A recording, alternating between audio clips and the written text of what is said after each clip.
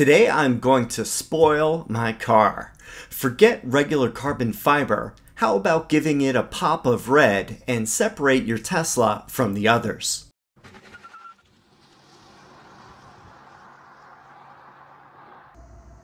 Welcome back to another accessory unboxing and installation video.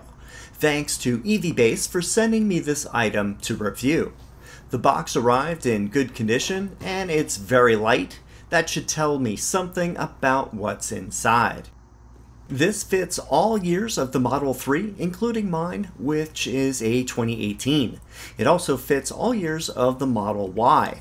See the video description for the purchase link. Use code RANGER for 15% off.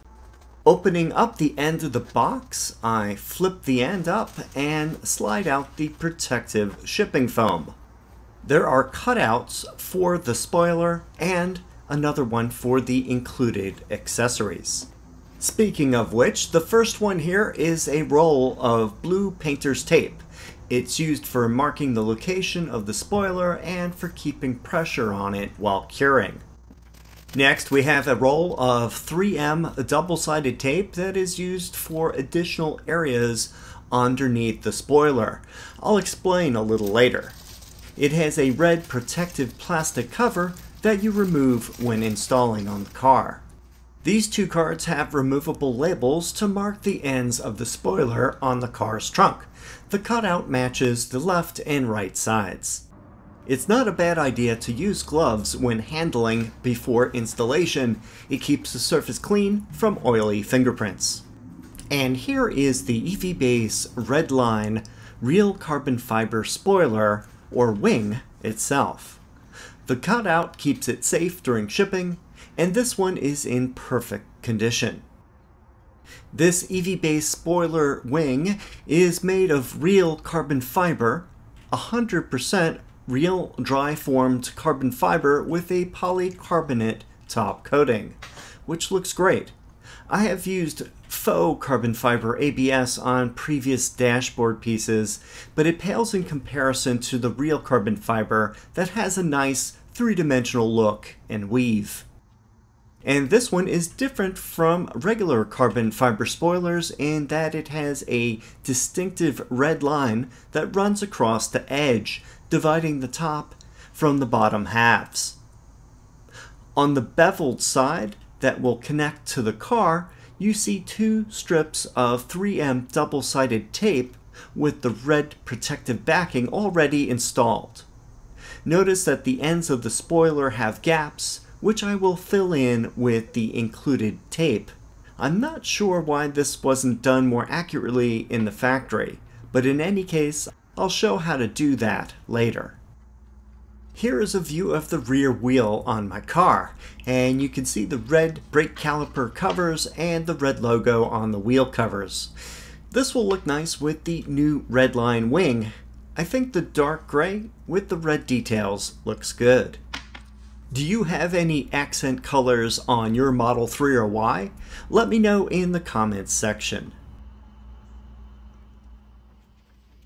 As many people know, carbon fiber is very light. For example, I'll place it on this scale.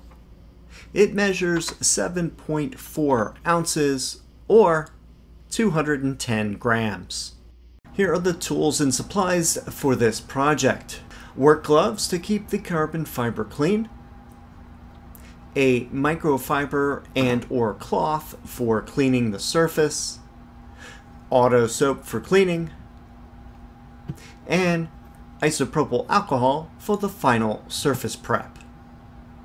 A ruler or measuring tape to verify that the spoiler is centered. Finally, I forgot to include a pair of scissors for trimming the additional double-sided tape. And that's it. The first thing I need to do is to prepare the painted surface of the trunk lid for the spoiler. I spray some auto soap on this microfiber cloth and clean the top of the trunk lid all the way from the left to the right corner. Make sure to clean more than just the area that the spoiler will be attached to. I will go over it a few times. My car was fairly clean to start with.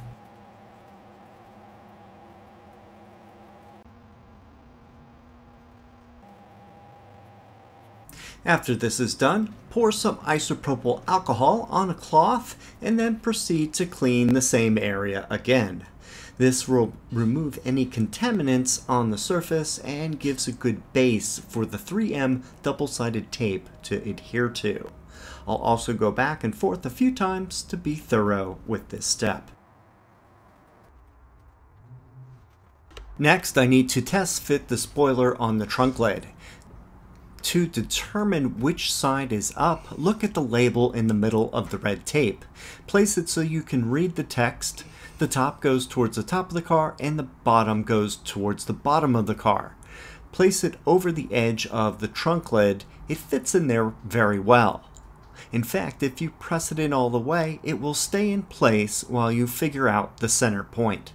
As you can see here, you can move the spoiler back and forth along the crease. The edge of the spoiler is too far out when it sticks out away from the crease line of the trunk lid. You can pretty much determine quickly where the center is by doing this to both sides. Once you have it fairly centered, use a ruler or measuring tape to make sure the distance is the same on both sides. Measure the end of the spoiler tip to the gap between the trunk lid and the side fender. Do this on both sides and adjust until they are the same distance apart. Now is the time to use the painter's tape or the edge labels. I'll use the painter's tape first to show you that option. Just cut off a few inches of tape and attach it to the trunk right at the end of the spoiler. Try to do it fairly straight up and down for best results. Here's the left side. And then do the same thing on the right side.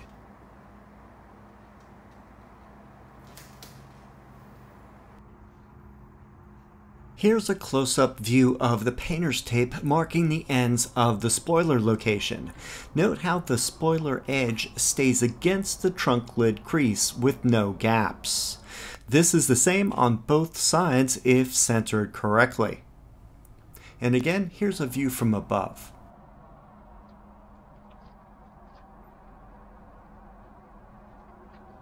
As I mentioned before, these are the labels that are included in the kit for marking the ends of the spoiler on the trunk lid.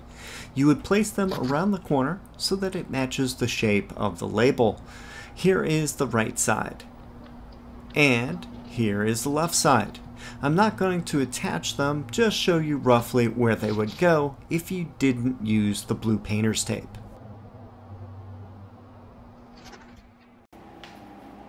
Now I can remove it from the car and do the next step.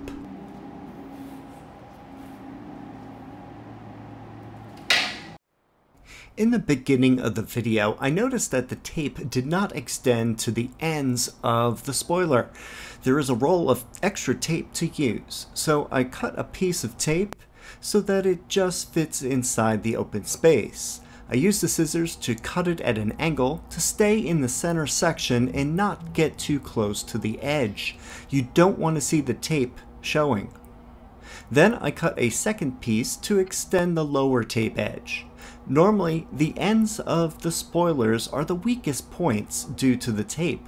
If not done correctly, they could pull up and away from the car's trunk lid. By giving the tape as much surface area for adhesion as possible, this mitigates the issue.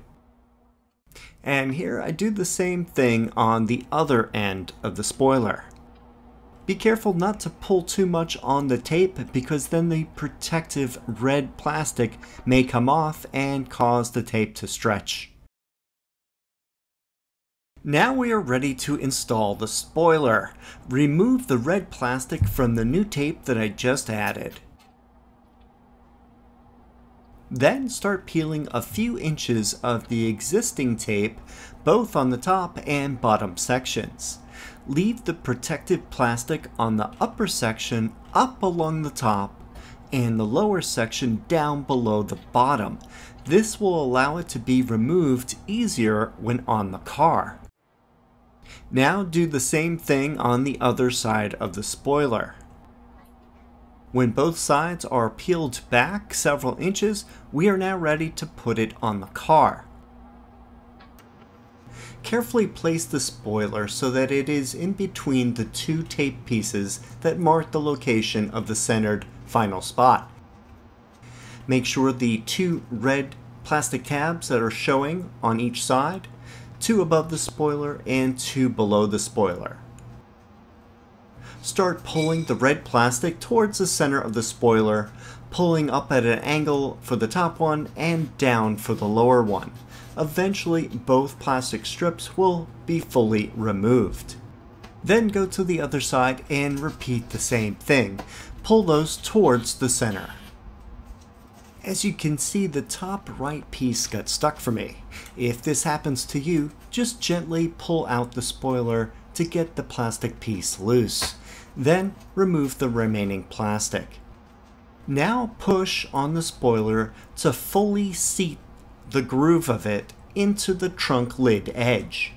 Do this all along the length of the spoiler.